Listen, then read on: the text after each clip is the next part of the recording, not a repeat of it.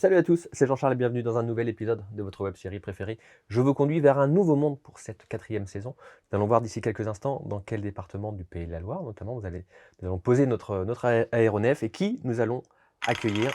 Mystère et boule de gomme, nous allons poser notre aéronef en Mayenne dans le 53. Nous allons voir tout de suite qui arrive à mes côtés. Je vous conduis, c'est maintenant, c'est parti.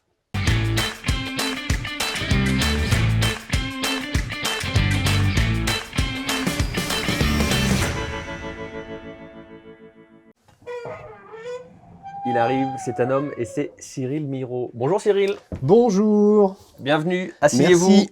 On est ravis de vous accueillir dans notre aéronef qu'on a posé chez vous, ici à Château-Gontier, Exact. en Mayenne. On est au siège d'Acieo. Oui. Je prononce bien, hein, c'est Exactement ça, Acieo. qui regroupe une multitude d'entreprises. Bon, on va rester humble. Mais il y a quand même 7 sociétés. sociétés. Alors moi qui suis Loire-Atlantique, forcément, Atelier David, ça me Ouais. parle. On a également MAF Atlantique et Excadia, qui est un bureau d'études qui sont en Loire-Atlantique. On a Deschamps, pour rester Oui. en Mayenne, CMBS dans le Morbihan et Seb Foucault dans la Normandie, puisque c'est à côté de Caen. Et Céru qui vous accueille Et c'est Eric qui nous aujourd'hui. accueille ici, effectivement, à Château-Gontier. Comment vous expliquez, quand vous rencontrez quelqu'un pour la première fois, votre rôle au sein de l'entreprise et l'activité globale du groupe Acieo? En fait, notre projet stratégique était surtout de pouvoir construire une offre complète pour répondre aux besoins de nos clients. On est avant tout spécialiste du clos et couvert. Ouais. Voilà. Clos et couvert. Clos et couvert. C'est un peu hors d'eau, hors d'air? Hors d'eau, hors d'air, Ok. exactement. Et donc l'histoire du groupe a été au départ serrure, charpentier métallique. Et puis avec l'évolution de demande de nos clients, on a par stratégie de croissance externe racheté quelques sociétés pour compléter notre offre. Ok. Donc étanchéité, bardage. Du coup là on pouvait faire le clos et couvert. Menuiserie aluminium, on sait aussi le réaliser. Puis on a complété notre offre avec la capacité de faire de la charpente bois, de la menuiserie intérieure avec l'activité de CMBS. Et puis dernièrement, le rachat de la société Deschamps qui est située au nord de Laval, à Saint-Denis-de-Gâtine, et qui réalise des structures métal-bois mixtes, métal et bois. Et on voit bien que c'est un sujet important pour demain, savoir mettre le bon matériau au bon endroit. Ne pas opposer les matériaux, ce qui de temps en temps peut être fait. Et le béton peut être un très bon matériau, le bois est aussi un très bon matériau, le métal est aussi un très bon matériau. Il faut simplement avoir la capacité intellectuelle et les connaissances et les compétences pour savoir où mettre chacun de ces matériaux. Cette nouvelle saison de Je vous conduis, on a décidé dans la ligne éditoriale de dire voilà, on va vers un nouveau monde. C'est marqué juste à côté de l'aéronef, là, dans vos locaux, et c'est marqué sur votre site, c'est marqué « Bâtisseur d'un avenir prometteur ». Ça va avec un peu un nouveau monde, mais c'est quoi un avenir prometteur pour vous? Bâtisseur d'un avenir prometteur, pour nous, c'est de se dire, et on le voit d'ailleurs bien, c'est d'adapter aussi nos modes constructifs, Ouais. et puis de tenir compte des évolutions réglementaires et des évolutions environnementales pour justement construire au service des utilisateurs, bien évidemment, et au service, parce que le bâtiment reste quand même un domaine d'activité important, un peu comme l'agriculture, j'ai envie de dire. Et donc, on réfléchit à toutes les solutions qui vont permettre d'apporter la meilleure expérience à nos clients et surtout d'être le moins émissif et nous permettre justement de diminuer l'impact carbone de nos réalisations. Qui sont les clients qui travaillent avec le groupe Acieo? Parce que quand on regarde, si je me penche là, je vois industrie, logement, bureau, complexe sportif, ouvrages spéciaux, donc ça laisse une multitude de possibilités en termes de clients.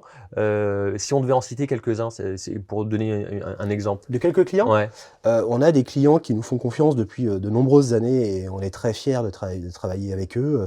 L'industrie agroalimentaire, donc comme on est situé à Château-Gontier, on a des entreprises de très belle renommée qui sont sur notre secteur comme Lactalis. Donc Lactalis est un de nos clients récurrents. Par exemple, ils vous appellent pour faire quoi? C'est pour faire les bâtiments en entier? C'est des extensions On le voit d'ailleurs, et c'est dans l'évolution aussi de notre secteur d'activité, c'est de plus en plus ce qu'on appelle du remodeling. Quand on dit remodeling, c'est un site existant qui a vieilli, qui nécessite d'être revu pour diminuer soit leur consommation énergétique, soit moderniser leur outil de production, soit s'étendre parce qu'ils sont arrivés au maximum de leur capacité de production. Et ça, c'est vraiment le service qu'on est capable d'apporter. C'est-à-dire, c'est un travail un peu de haute couture où vous intervenez dans des sites très contraints avec des problématiques multiples. Et les clients, nos clients, entre guillemets, apprécient cette capacité de travail que l'on a. C'est-à-dire qu'on n'intervient pas seul et on doit tenir compte de toutes les contraintes. Vous sentez justement, vous parlez de l'isolation, faire attention à l'énergie, c'est vraiment l'attente numéro 1, ou enfin dans le top 3 des attentes des clients? C'est vraiment de plus en plus prégnant, ça c'est sûr. Ça c'est clair qu'aujourd'hui, on le voit bien même sur les modes constructifs qui sont retenus aussi par le maître d'œuvre, parce que le maître d'œuvre est là aussi pour concevoir le bâtiment. On a de plus en plus de problématiques sur l'isolation thermique des bâtiments, sur l'isolation par l'extérieur qu'on n'avait pas avant, voilà, très naturellement. On parlait au début, Cyril, du nouveau monde. Vous avez aussi un monde qui a un peu changé dans le monde de l'entreprise, puisque vous aviez des actionnaires qui sont partis, et c'est des salariés qui sont arrivés aussi au capital. Tout à fait. Bah ça, c'est vraiment les gènes du groupe qui nous ont été transmises aussi, et pour lequel on a totalement adhéré. C'est-à-dire que notre principe, c'est de rester indépendant, c'est de faire confiance à nos équipes en place, de les faire grandir, de telle sorte que demain, ils puissent aussi prendre notre place, et quand on partira et qu'on fera autre chose. Et ça, c'est vraiment un super projet. On voit bien que ça décuple les énergies. On a créé une société de cadre. Nos principaux directeurs d'unité sont aujourd'hui actionnaires à nos côtés. Et puis, c'est une belle aventure entrepreneuriale, quoi. C'est-à-dire qu'on a en fait les mains libres pour essayer d'oser, tester, développer de nouveaux concepts. Et ça, c'est vraiment génial. Si on s'attarde un peu sur vous, Cyril, vous êtes le président depuis 4 ans et demi. Vous êtes ingénieur de formation. Qu'est-ce qui vous a permis d'arriver dans ce périmètre-là? Je peux pas vous dire. Au-delà du talent, bien sûr. Non, mais je pense que c'est les valeurs humaines. Voilà. Je pense qu'avant tout, quand on dirige un groupe comme le nôtre, faut avoir ça en soi. C'est-à-dire qu'il faut aimer les gens. C'est con à dire, mais naturellement, c'est ce qui m'éclate. Aujourd'hui, tout le monde le dit, les valeurs humaines, mais il y a ceux qui en font juste un outil de marketing et ceux qui le pensent vraiment. Moi, je pense que c'est vraiment un élément fondamental dans le groupe. D'ailleurs, notre projet stratégique, on l'a appelé CAP 2030. Alors, CAP 2030, CAP, pourquoi? Courage, authenticité, partage. On essaye de mettre un peu cet état d'esprit qu'on a en nous, au service du collectif, et puis de voir comment on peut, entre guillemets, faire progresser tout le monde, quoi. Assis au cadre, aujourd'hui, c'est quand même plus de 20 collaborateurs qui font partie de l'actionnariat. On les aide dans l'actionnariat. On développe beaucoup de projets depuis 2020 sur la RSE. On a très peu communiqué sur la RSE parce qu'en fait, je supporte pas le greenwashing, donc c'est un truc qu'on n'est jamais très à l'aise. Donc nous, c'est plutôt de travailler. Puis après, une fois qu'on commence à avoir un peu de résultats, on peut éventuellement en parler. On a embauché un chargé de transition environnementale qui nous a rejoint, puisqu'on a fait partie de l'accélérateur décarbonation de la BPI, la deuxième promotion. Ça nous a appris plein de choses. Et puis voilà, on avance pas à pas, à notre rythme, à nos moyens aussi, toujours dans la même ligne directrice. Donc des bâtiments, des sites vertueux. Donc là, vous avez vu en arrivant, là, on est en train de mettre des ombrières photovoltaïques, c'est un peu le chantier dehors. On a diminué nos consommations d'énergie, donc on essaye de faire ce qu'il faut déjà sur ce point-là. Une équipe engagée, c'est naturel, hein, c'est au quotidien sur ces sujets qu'on a pu développer tout à l'heure. Et puis après, bâtiment réinventé, c'est essayer d'imaginer quelles vont être les tendances du marché demain et comment on doit faire évoluer nos offres. Voilà. Qu'est-ce qu'il y a du coup dans cette feuille de route CAP 2030? Alors, on a tout un gros chapitre sur comment décarboner notre activité. Donc ça, c'est un sujet qui est fondamental. On sait que 80%, on a fait nos bilans carbone sur toutes nos sociétés. Classiquement, comme beaucoup d'entreprises, 75% du bilan carbone est lié à nos fournisseurs. Mais c'est pas parce que c'est ça qu'on peut rien faire. Et donc, on agit auprès des fournisseurs pour essayer de trouver des filières qui sont un peu différenciantes. On travaille aussi sur le réemploi des matériaux, parce que on oublie trop souvent que l'acier, c'est le seul matériau recyclable à l'infini. Donc, souvent, on dit le bois est naturellement un matériau biosourcé de qualité, et on est les premiers persuadés. Par contre, n'oublions pas que chaque matériau au bon endroit, et que l'acier réemployé, ce qui est possible, hein, vous démontez un bâtiment. Ce que vous faites aujourd'hui? Ce qu'on commence à faire, on s'est rapproché de notre centre technique industriel de la construction métallique, notre organisme technique central, et on est devenu partenaire réemploi sur la région, de telle sorte à pouvoir être en mesure de démonter un projet, modifier les pièces qui faisaient partie de ce projet pour réemployer ces pièces sur un autre projet. Il y a un chapitre sur comment on reconstruit nos offres. On était très souvent, on prend un exemple, alors ça peut paraître évident pour des grands groupes, mais on répondait auprès d'un client avec la société SEB, la société CRU, la société Atelier David, et on voyait bien que nos clients nous disaient, bon, dont acte, on n'a pas trop vu la différence par rapport à un corps d'état séparé. Donc aujourd'hui, on fait évoluer nos offres pour essayer de leur transmettre une offre groupée avec un pilote d'opération unique qui va permettre de piloter nos travaux clos et couverts Et l'objectif étant d'assurer un meilleur service que si on le faisait traditionnellement. Ouais. La réhabilitation, Ouais. sujet clairement important. On voit que le décret tertiaire aussi fait évoluer et le ZAN fait évoluer aussi les contraintes de demain. Alors, le ZAN, pour les gens qui ne connaissent pas, le zéro artificialisation nette. Donc naturellement, on voit que nos clients commencent à avoir des besoins, leur site étant contraint, de se dire, et on le voit d'ailleurs sur toutes les surfaces commerciales qu'on a un peu partout, c'est qu'est-ce qu'on fait de toutes ces surfaces d'enrobés et de parking.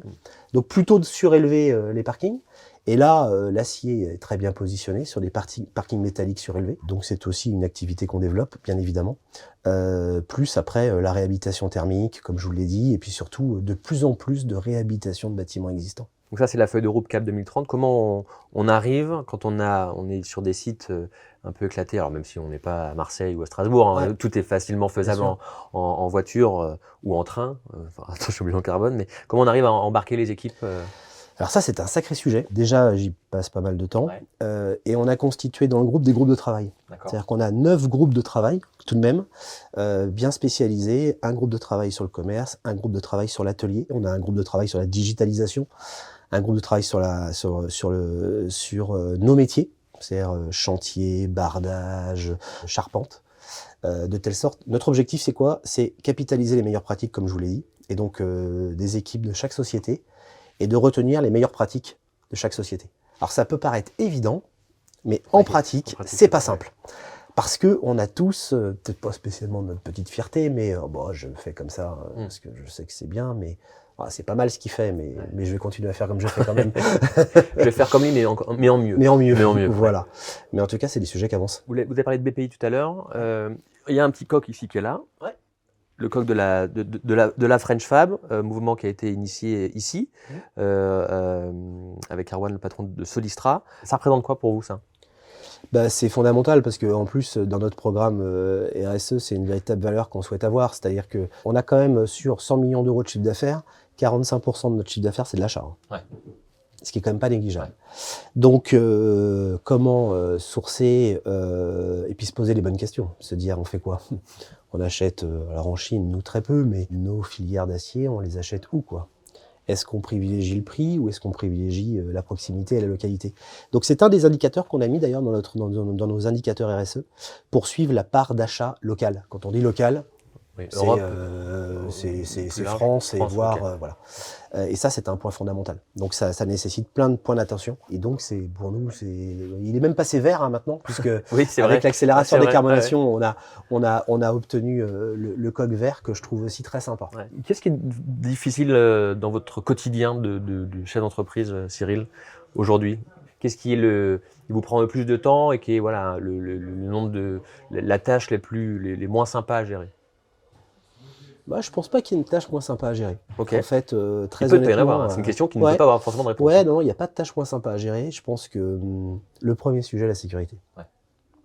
C'est une épée de Damoclès qui est au-dessus de votre tête, là, et qui, quand elle tombe, elle peut faire très mal. Alors, outre pour le collaborateur, bien évidemment, qui est blessé grièvement, mais aussi pour l'entreprise, quoi. Donc, c'est vraiment le sujet qui nous tord les boyaux au quotidien.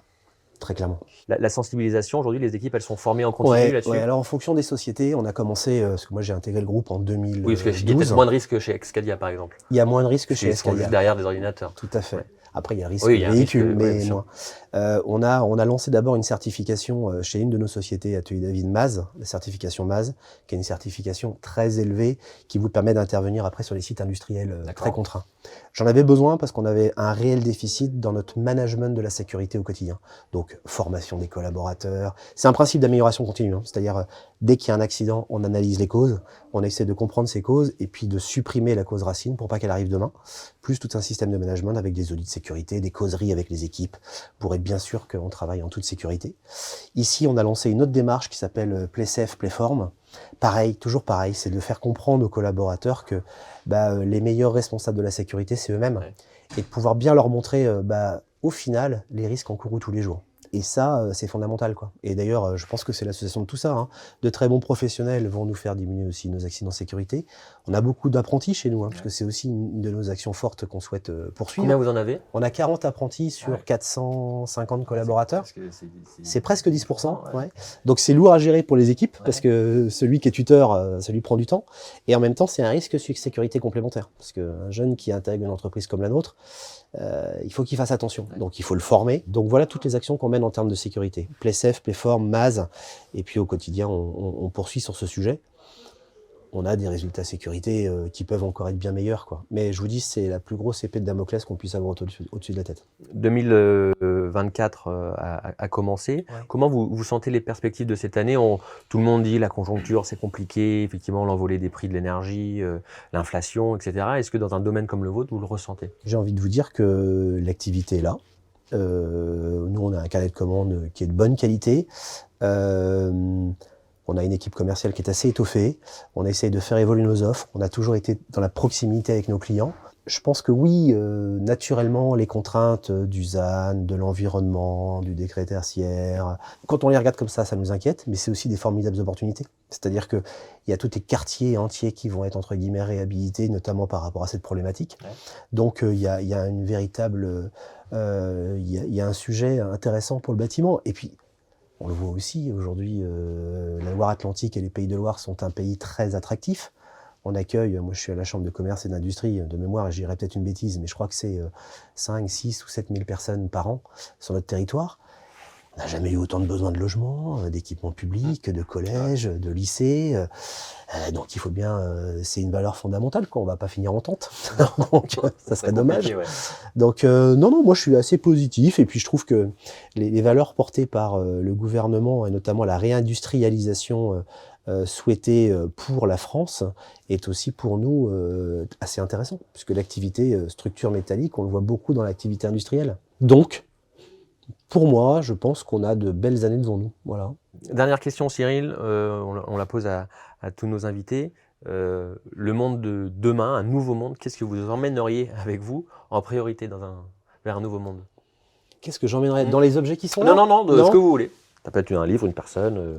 Une personne, c'est facile, parce qu'on va dire ma femme, mes enfants ou autre. Ouais.